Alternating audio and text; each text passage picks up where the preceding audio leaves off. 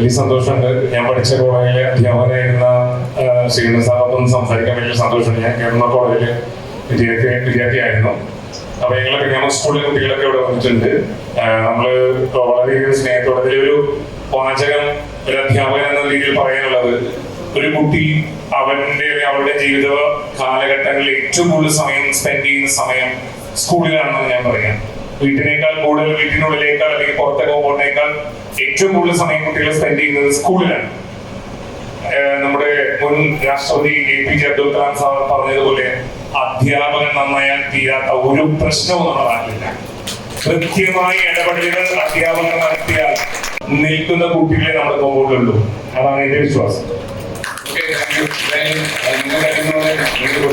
ഞാനൊരു മാഷായിരുന്നു. ഞങ്ങളൊക്കെ പഠിച്ച കോളേജിലെ തൃശ്ശൂർ കേരള കോളേജിലെ മാഷായിരുന്നു.